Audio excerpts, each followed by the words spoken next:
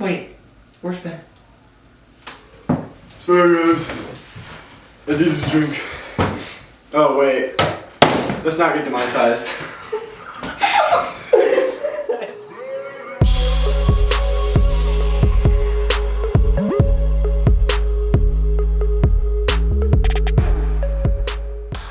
Hello everyone, and welcome back to Bolt Action Airsoft. My name is Tyler. I'm Ben. I'm Jacob. And welcome to the Airsoft Lab. This is the talk show in which we discuss airsoft and everything relating to it. So, this is episode 2, and let's get into it.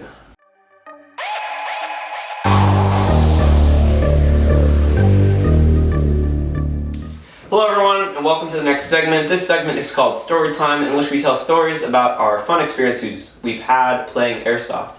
Today's story is going to take place at a field called West Coast Adventure Park in Slough House, California. All the descriptions about this field will be in the description below. So, let's get into it. Okay, so this was probably the most entertaining day of airsoft, over my entire time playing. So basically what happened was, the way the day started, it was pretty good. It was pretty heartwarming for me. Basically, we were setting up our gear, and I look behind me, and this minivan pulls in with at least 10 to 11 9-year-olds. And once we saw that, we just knew it's gonna be a good day. Oh yeah. It's gonna be a good day. So, so basically, everyone there, I think it was a birthday party or something, but everyone there had a rental gear except for one kid, who instead of wearing a mask and goggles like a normal person, decided to wear his mesh mask like this. Without goggles. Without goggles. He didn't wear goggles. He didn't even wear goggles, he just wore it like this, and I feel very stupid wearing it like this. Anyways, so basically what happened was, he wore that really bothered me, but other time that happened, this is the actual story. I think it was the third round, I forgot what round it was, but basically what happened was, at West Coast, there's two sides to the field, and when you get shot, when they run out of respawns, when it's midway through the match, they cut off respawns when you die. You go to a spot on the map for all the dead people, you know? And I got shot, near the very end of the match, so I went over to the dead man's area, or whatever they call it. Keep in mind, everyone here is dead. Everyone here is dead.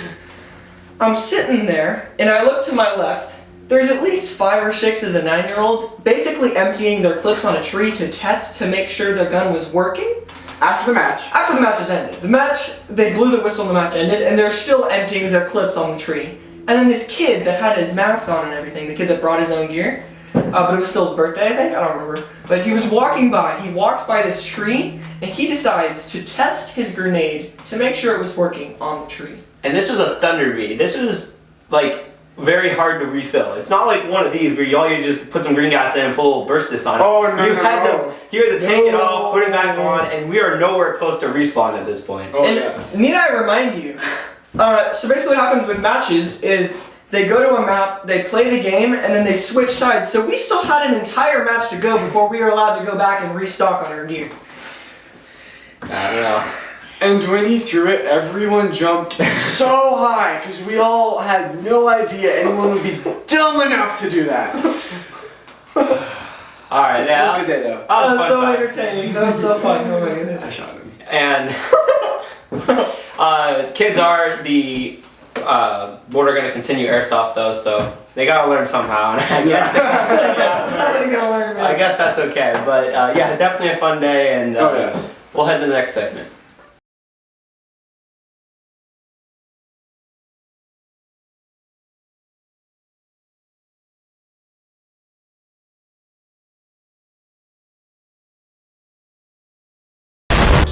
Bruh, you don't want to get demonetized. I took the label off. Hello everyone, welcome to the next segment. This segment is called Tips, and this month we are going to be talking about the basics and how to start airsoft sniping. So I think before we're really going to do a whole lot with it, is I need to make one point clear, is that a lot of what you see on channels like Novrich, channels that are known for sniping, or even my channel, a lot of it is, sometimes it's the way the camera's set up that you are seeing that BB perfectly, and other times they'll edit it so that the crosshairs line up better. And just know that in airsoft, unless you have a really, really good gun, it's not going to be bang, put the target on the crosshairs, pull the trigger, and you're going to hit them every time. There's also which makes airsoft sniping harder than, let's say, real sniping, is the hop up. You have to know if your target's closer, then you're going to have to aim a little lower. If your target's further out, you're going to have to aim higher. And all of that just takes practice and experience on how to be able to just know, just by looking at your target. So today we're going to be talking about just how to start sniping and a cheaper way to start it. Then that way you can really figure out if you like it before you go out and buy guns from Novrich or whatever. Or upgrade them. But so I want to cover first is your scope. Is going to have to be a pretty good scope. You want to be able to see it clearly, and then when you adjust your scope, you don't want it to get unadjusted at all. So we'll be talking about the scope in the next segment, but just know, gotta have a good scope and one that properly puts on your gun, otherwise it's not going to work too well. The other thing is BBs, because for a sniper rifle, you can't use .2s and expect them to fly straight or even far. Yeah. The BB weight depends on your gun, but I would say you don't want to use a sniper rifle with any lower than a .32 gram BB. Otherwise, you're gonna get outranged by AGs, and not even great AGs are gonna outrange you. So you want to make sure you got the right BBs, right scope, and if you have a nice backyard or somewhere you can really practice, that is also really important. I think with airsoft being a sport, just like every other sport, you want to make sure you practice it, and sniping is definitely one of the bigger things that you need to practice and get used to your gun. So, in the next segment, we're going to be talking about that gun that we recommend for beginners. And do you guys have anything else you want to add? In my own experience, I would recommend you build up your arm endurance, because holding up the sniper, like, if you're not used to it, your arms can get really tired and not be able to aim. But besides that, you covered quite a lot. Yeah, that's a good point too. And I don't recommend bipods just because they're kind of a pain, and on most airsoft fields, there's so much stuff that's cover and you can also use to prop up your gun. And the bipod just kind of takes a little bit and takes away from the experience almost if you have to keep setting it up. For longer events, yeah, it might come in handy, but shorter pickup games, you don't want to use them. So, on to the next segment.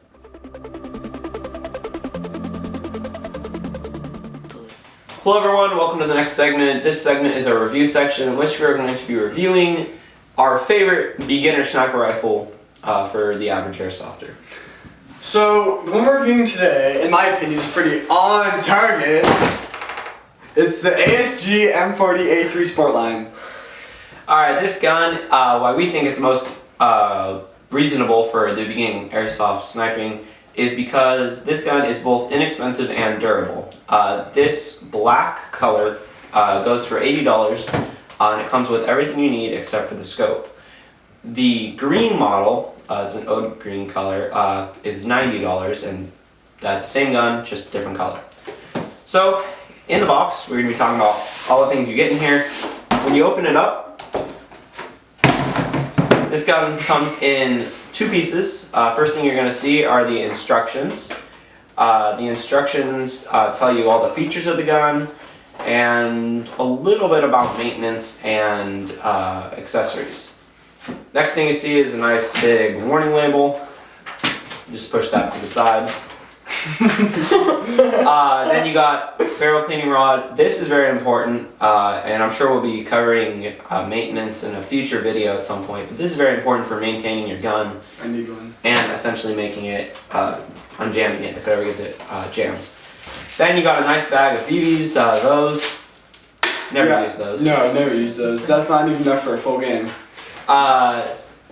Then we've got the actual good stuff in here. So, you have here our two Allen keys. This is to put the gun together and take a couple parts off if you ever need to take those off. This are really important, make sure you don't lose these. Then you got the magazine. This is a 20 round magazine, polymer, and more magazines are very inexpensive for this gun and are well worth your money buying some more. Then we have the gun. So, like I said, this gun comes in two pieces.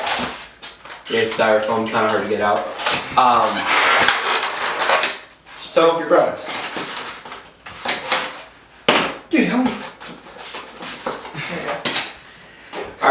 gun comes in 2 pieces. The barrel assembly is metal, and the stock is polymer. So what you're going to do to put this one together is simply put it together like that, open up the bolt, close it once it's in, and then you want to tighten the screws on the bottom with the Allen keys. We're going to skip ahead a little bit while we do that, but there are 3 holes that you want to tighten. A few moments later. Now that we have the gun assembled, which you do by using the big Allen key on the back and the small one on the front too, we're going to be going from the back of the gun to the front and talking about everything about the gun. So in the back we have the adjustable stock and 2 pieces to change the size of it. Then moving up, we have the cheek rest. So this is really helpful because when you bring the gun up, you want to make sure your cheek is already at the right height to look through the scope. So with this, you can adjust the height so that way your cheek's at the right height. One thing with this that I've had from experience is just you want to make sure that the screws are tightened pretty far, because otherwise it'll slip down after a while. But that's not a big deal, just make sure you tighten them. Alright, then keep going. There's nothing else really on the bottom. We do have the sling mount here and a sling mount at the front, which I like putting a sling here, and just because, or I like putting a sling from here to here, just because it keeps the gun off the ground when you're slinging it. Although right now I don't run a sling. For longer games I would run a sling, but for shorter ones I don't really find them necessary. But if you do want to run a sling, you got the options. Then, keep going up, we got the grip here, nice texture on it. Then we have the whole actual thing that makes the gun work. So the entire barrel and receiver assembly is all metal, which is really nice, which helps with the durability. If you were to drop it or it fell or something like that, it should be fine. So we have the bolt, because of course this is a sniper rifle, so it's bolt action.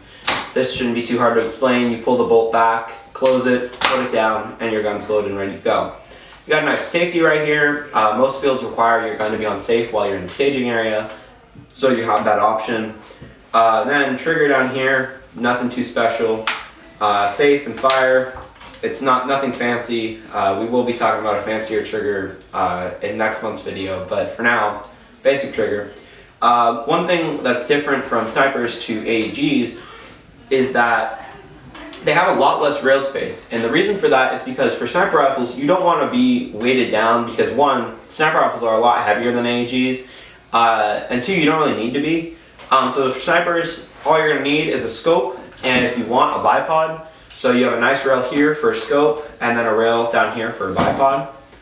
So that's nice, and we're going to be talking about a scope in a second here.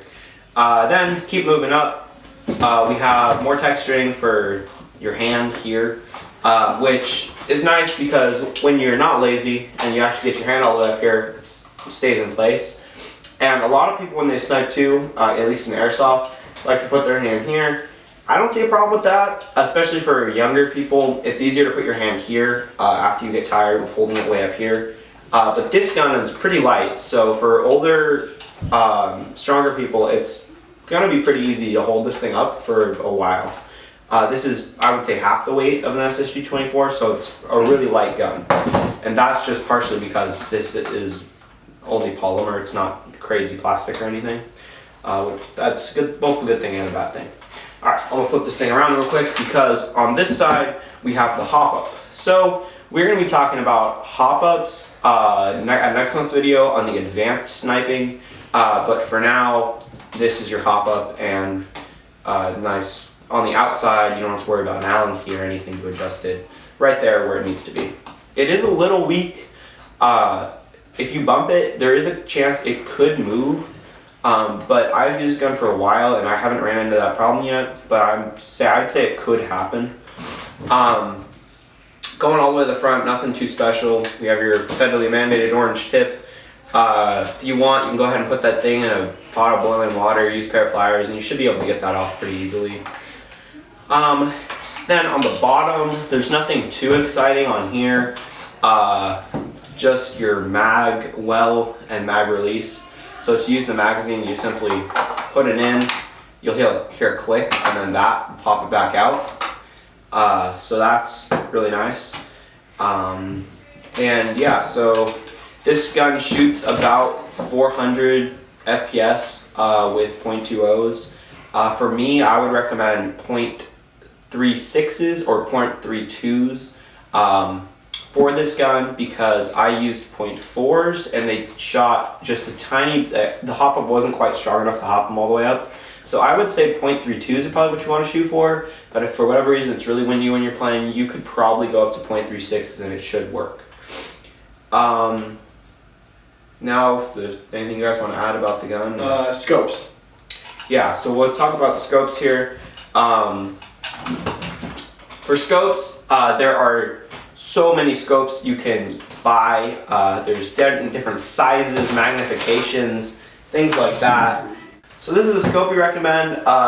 This is a full metal scope, which is meant for a real firearm. This is just a basic scope you find on Amazon. It's about 50 bucks. This is the one and only scope I've ever bought. Never had a problem with it.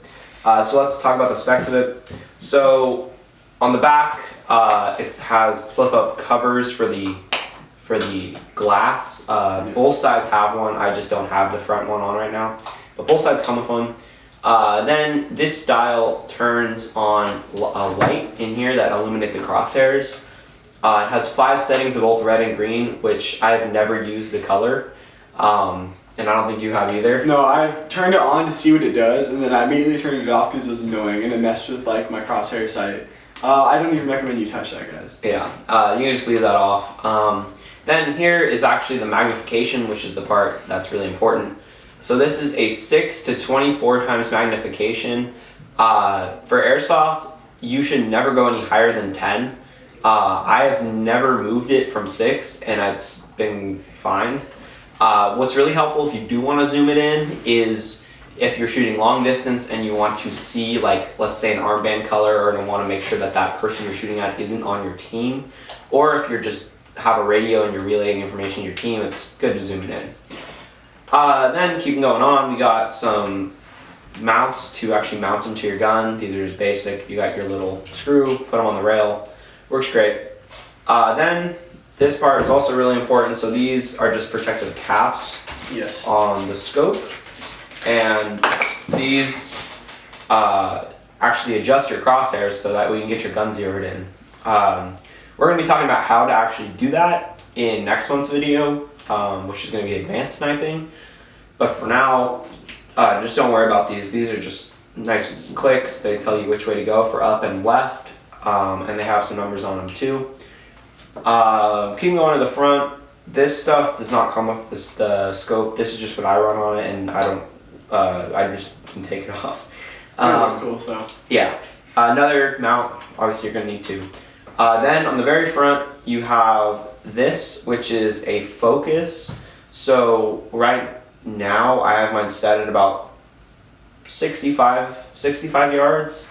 I found that somewhere around 50 to 65 is normally where you want to focus it for most sniping. Sometimes you might want to go down to about like 40.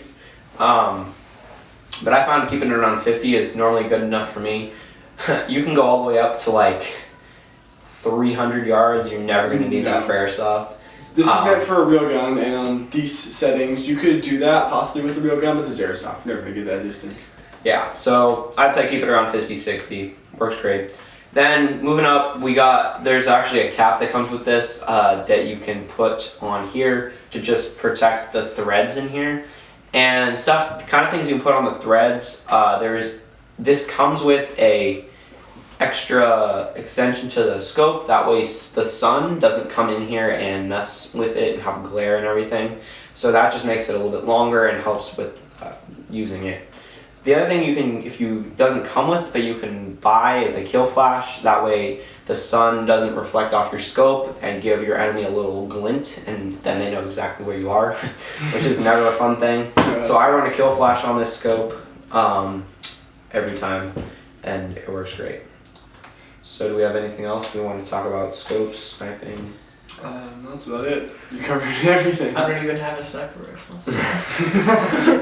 Yeah, so like I said, we're going to be doing an advanced sniping video next time, where we're going to be talking about some of the specifics on actually how to zero and adjust hop-ups and talk about adjusting the length to pull and everything. All that's going to be in the next video. But for now, this is what we recommend if you're a beginner. And like I said, if you're a beginner, don't expect you to be novice on your first day out. I would say don't expect you to be novice on your first year of sniping, unless you play a lot and practice a lot. Yeah. I would say it took me about 7-8 months to really be able to okay, here's what I'm gonna do every round, and here's making sure my gun's all zeroed and everything. It's really hard to learn. And definitely if you're going to go into sniping, don't get discouraged. It's really fun when you can finally just be taking out enemies from really far away and they look around like, wait, where am I even getting shot from? It's really fun. Yes. So yeah, don't give up, and hopefully this will help you start and really dominate the field. So we're going to head to the outro. Thanks for watching, everyone. Hope that this was beneficial to you and learning about sniping or having a great time listening to some stories. As always, don't forget to like, subscribe, share this video, and really let's try to build a community here on YouTube where we can just have some fun and give new players and players that have been playing for a while advice about how to succeed in Airsoft. So, next video will be coming out within 2 weeks on Friday. And all of the products we talked about will be in the description below. Please leave questions in the comments below. We did not get any from last week. Please! Please leave them in the description. We'll be happy to answer them. And yeah, so see you in 2 weeks. See you next time. Don't get the coronavirus.